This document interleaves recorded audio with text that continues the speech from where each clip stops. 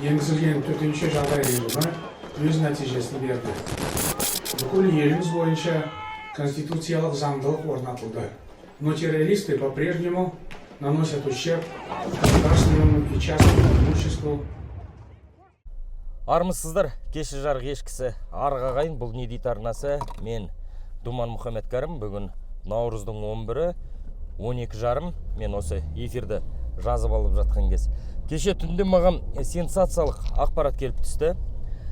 Ерлан Қалиев деген осы Қазақстан Республикасы парламенті мәжілісте депутаттығына үміткер, Абай облысынан түсіп жатқан ағамыз Мақаншыдағы Бақты шекара бекетіне барған екен. Ол жерде біраз азаматтар өзінің кәсіпкерлер уәжін жеткізіпті. Бір емес 40-қа тарта үлкен жүк көліктер тұр. Оған күнбағыс және шемішке дейміз ғой, тиелген. Әрқайсысының өзінің мерзімі бар. Қытайға экспортқа шығып бара жатқан тауар. Соны мынау кеденшілер әтейлеп өткізбей жатыр екен. Әтейлеп болғанда бұл жерде мынандай бюрократиялық кедергілер келтірген. Кеден бекеттерінде коррупция күшті екенін бәріміз білеміз. Сол коррупцияны айналып өтеміз деп бұл үкімет электронды кезекпен, яғни электронды түрде өтетіндей ойластырып шығарған. Сөйтсе оған жаңа кәсіпкерлер дайын емес, ескі әдетке үйреніп қалған. Сөйтіп артық қыламыз деп тыртық қылған бұл үкімет. Ал жаңағы күнбағыстың өзінің мерзімі бар, уақытында жетпейтін болса, мұны күннің ыстығына да, салқынға да шыдамайтын тауар шіріп кетуі әбден мүмкін. Ар жақта Қытай өтсе де қабылдамай қою мүмкін. Сөйтіп кеден бекетінен өте алмай жатыр екен. Енді кәсіпкерлер өздерінің тауарын өртеп жібереміз. Ол аздай өзімізді өзіміз өртейміз деп жатыр екен.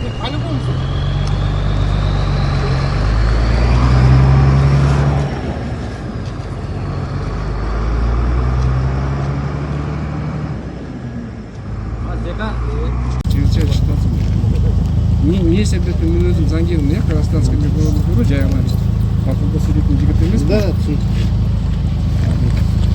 нақты менің профессионалды жұмысым. Оказание правовой помощи. Естіп алыңыз. Соған жауап бересіз. Мен алдала мына жігіттерді тыңдадым, қандай заңға сүйеніп өңірді қарап шықтым. Сол жерде инструкция бар. Департамент по вышестоящему, электронную очередь вести, там есть еще графа. Приоритет отдается скоропутству. Нет. Закон о госгранице. В законе о госгранице там написано именно приоритет, который на экспорт. У нас идет первый, это опасные грузы, животные, боевые припасы, там, или другие вещи у нас идет, химикаты, и у нас идет с аэропортом идет еще фрукты. И все. А вы хотите сказать, что семечки это не скоропутство? Нет, семечки у нас в законе о госгранице не написано. Потом у нас сейчас ввели электронную очередь. Электронная очередь, это уже было согласовано с нашим директором пограничной службы и министром финансов.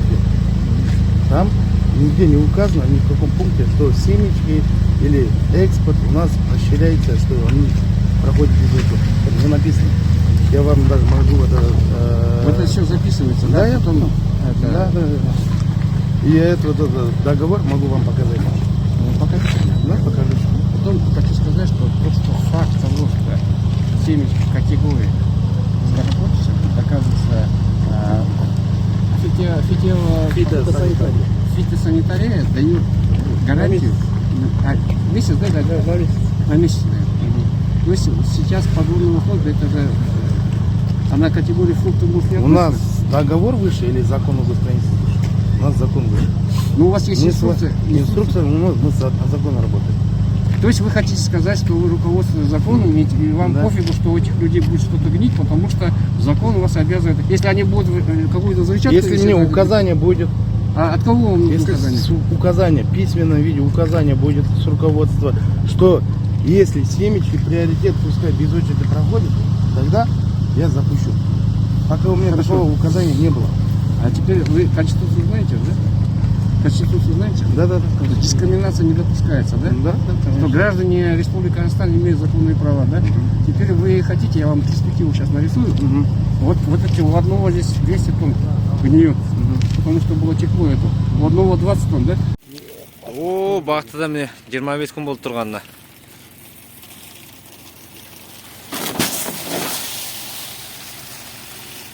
Міне ғой, шіріп жатыр ғой, мына арасында. Мә, Семішкенің бар, жанып жатыр. Не істейміз? Экспорт деп кеп алдық мұнданы. Міне. Су семішкенің бар. Су. Полный. Төкпеске амал қамады ғой. Көк сасиды машинаны, прицептің аштық мына. рас көп кетті. Енді бұны Қытайға қалай кіргіземіз сонда? Міне. 2 күн, 3 күн. Міне көріп тұрсыздар. 2 күн, Міне 3 күн тұнданып, деген. суланып, мына қолым бәрі су Сөйді болып ғой тұр. бұл 2 күн, 3 күнде. Олардың 2-3 күнін біз күтеріміз, бірақ товар күтпей тұр ғой ол 2-3 күнде. Қане үстіңе жағын түсірейін. Міне. Полностью су. Прицепте бір жерінде тесік жоқ, сырс тартып жатыр. Қане. Шемішкенің бәрі.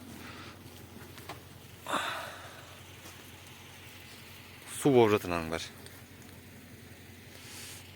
Не істерімізді білмейміз. Міне. Көрдіңіздер ме қолыммен су.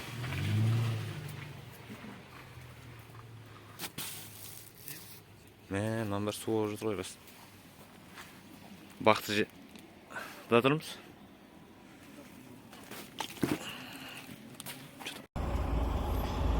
Ассалаумағалейкум. Міне бір видео түсіріп қойып бертейін. Мына мәшіндер міне тұрған. Семішкемен груженный мәшіндер тұр міне. Жердің бәрі су, батпақ. Бізге айтқан жоқ.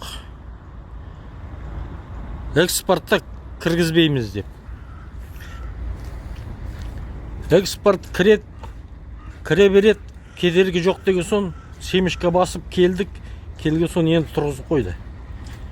Погода бәрі сырой, бәрі. Ертең мына семішкенің бәрі көгеріп жатса, кім кетеді убыткаға? Кім виноват болады? Вот неге кіргізбейді не? Қазір мен мұн жақта міне бәрі су. Мұн жақта тұрған мәшіндерді снимайттайын, міне. Міне қаптатып қойып қойды бәрі, тұр міне мәшіндер. Семішкемен груженный тұрған мәшіндер, мыналардың бәрі. Қанша семішке, қаншаға убытқа кетеді сонда?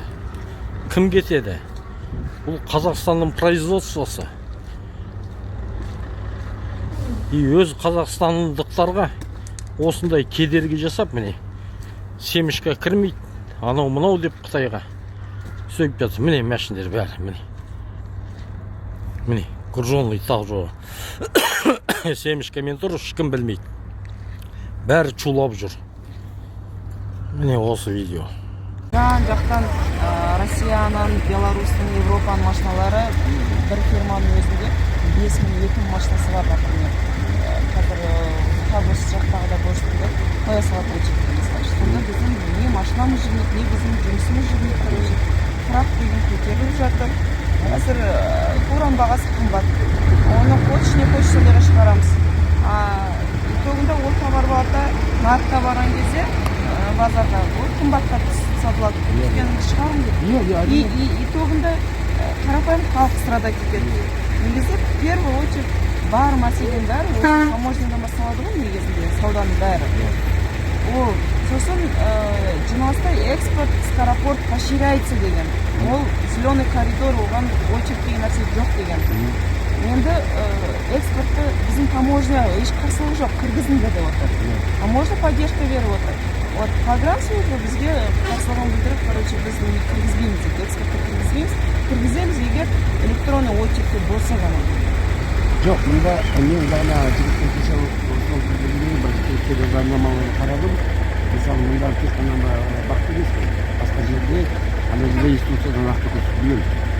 Приказ погранслужбы деп электронный очередь болғанда, там бір очередь если вот скоропортщик дегенде приоритеттік деген болды. Ол мына жерде неге орын болмайды? Вот, сол біз айтқанымызда бір Қазақстанда тұрамыз, бәрімізге бір заң болу керек. Но біреу бір нәрсені білдірді деп, ол үшін басқа пост тоже страдать етпеген. Ана Харбос жақта типа экспорт деп пустой машиналар кеткен ғой. Вот на этом основании все болды экспорттың бәрі очередьке кірсін десе. Жоқ, оны ол қалай деген қағаз сөйлейтіндер бар ғой заман Иә. қағаз ана инструкция приказ ана недегі ол не отменен ана жерде нақты көрсетілген Вот біз что оны- приоритет деген егер де басқа мынадар исполнительдер Да. баға- Біз оны сұраттық. Письменный варианты мен сұраттым. Письменный варианты на таком-то основании, на таком-то законе, короче, Да. ссылаюсь. Біз экспортқа кіргізе алмай тұрмыз деген сондай заң берді, что біз клиенттерімізге көрсететін иә жоқ, ондай ешнәрсе бере алмаймыз. значит жоқ деген А одан кейін ол экспорт қазір күн жуып келе жатыр, или жаңбыр жауып қазір. Одан күн жуып келеді. Ол күні бойы ыстықта тұрады. Ал Ерлан Қалиевтің өзі бұл мәселені шешімін тапсам екен деп кеден бекеті басшыларымен кездескен, аудан басшылығымен кездескен. Алайда бұл мәселе үкіметті, яғни тек қана Ақордада ғана шешімін табады деп отыр. Яғни билік басындағылар осыған назар аудару керек, әйтпесе мына жағдай ушығатын түрі бар. Сол жүкті әлі де түк мәселе шешілмей жатыр. Халық ел енді олардың еңбектері осылай шіріп жатқаннан кейін өздері назарлыққа уже баруға дайын. Тіпті өз-өзін өртемекші болып отырған, осындай оқиға болып жатқан өкінішті. Енді оны шешудің бәрі жоғарыда шешу керек. Мен білмеймін енді мынаны қолында құдіретті ол ана комитет пограничной службы КНБ, және де министерство госдоходов и қосымша түрмінде мына бүгін мемлекетті басқарып отырған мына правительствоның премьер-министрдің тез арада сол арада шешілмесе мынау енді жақсылыққа апармайды деп әбден анық. Түнде келген ақпаратты күндіз неге жүктеп отырмын? Өйткені мен өзім білесіздер, Ашшыбұлақта тұрам, үгіт насихат жұмыстарымен шапқылап жүрмін. Түннің ортасында келген кезде біресе жарық жоқ, біресе интернет жоқ. Дача мәселесін айтып жүрмін. Бұл енді бөлек тақырып. Осы саяжай мәселесі бойынша жергілікті тұрғындармен кездестім.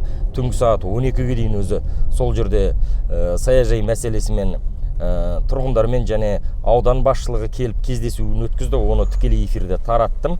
Дүйсенбі күні сағат 12-де Жаслан Оңалбаев пен жаңағы кооператив басшылары және дачада тұрғындарының барлығы кездесу өткізу керек.